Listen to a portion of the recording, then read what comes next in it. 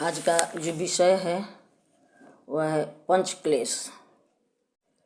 हर मनुष्य के साथ पंचक्लेश होता है। वह पंचक्लेश क्या है?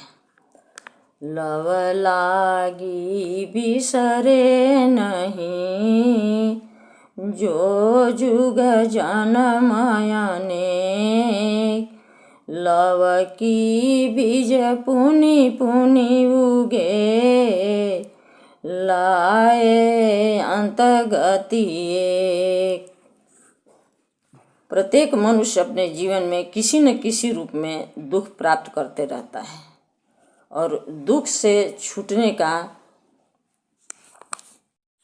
उपयोग भी वह सोचता रहता है, उपाय भी वह सोचता रहता है। दुख निवृत्ति के मार्ग तथा उसके कारण का तात्विक विवेचन भारतीय दर्शनों में पूर्ण रूप से किया गया है।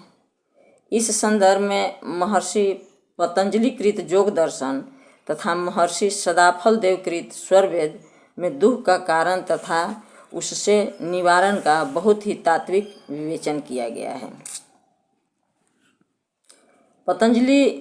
ऋषि पतंजलि क्या कह रहे हैं? अविद्या अस्मिता राग द्वेषा अभिनिवेशा पंचक्लेश। इसी को स्वरवेद में स्वामी जी क्या कहे हैं? अविद्या राग ही अस्मिता अभिनिवेश द्वेष पंच, बंधन कर्म वे दृढ़ करे, क्लेश जरादि पर पंच। अर्थात अविद्या, अस्मिता, राग, द्वेष तथा अभिनिवेश, यही 5 क्लेश हैं जिनके कारण जीव संसार में बार बार जन्म और मृत्यु को प्राप्त होता है।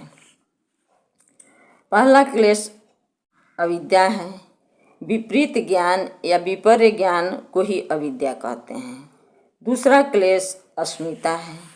दृष्टा तथा दर्शन शक्ति को एक समझना ही अस्मिता है, क्योंकि बुद्धि और आत्मा दोनों अलग अलग तत्व हैं और दोनों के कार्य भी अलग अलग हैं, लेकिन उनको एक मानना ही अस्मिता है। तीसरा जो क्लेश है वह है राग।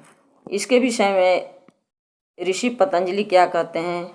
सुखानुशयी राग। इसके विषय में स्वरवेद क्या कहता है? जो सुख पूर्व ही भोगिया, सुख न ज्ञान जेहि माय, स्मरण देखिता लोभिया, राग कहत है ताय।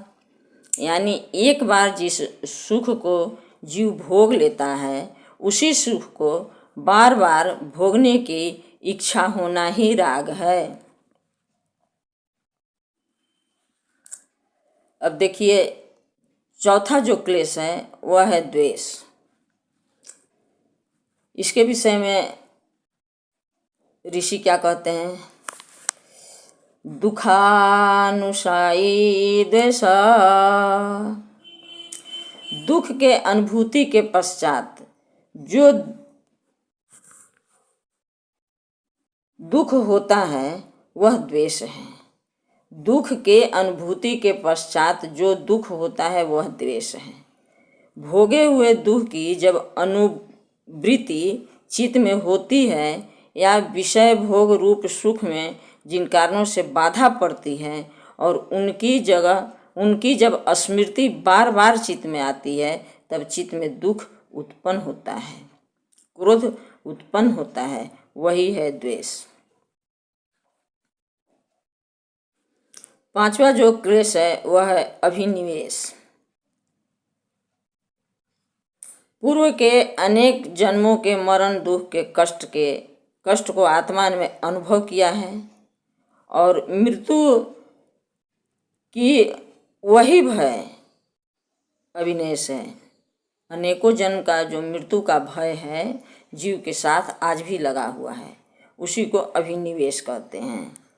पंचकोशों का नाश का उपाय दोनों दर्शनों में, ध्यान योग पंच क्लेशों का नाश का उपाय दोनों दर्शनों में, पतंजलि के जो दर्शन है वो भी और जो स्वामी जी का स्वर वेद है उसमें, दोनों में दर्शनों में यही बताया गया। ध्यान योग के अभ्यास की बात दोनों में कही गई है।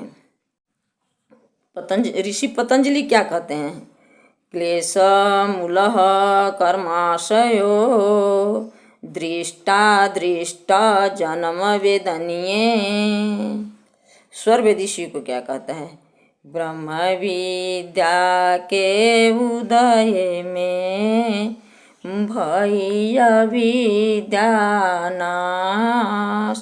संश्रित दुख सहजे गया सहजानंद विलास।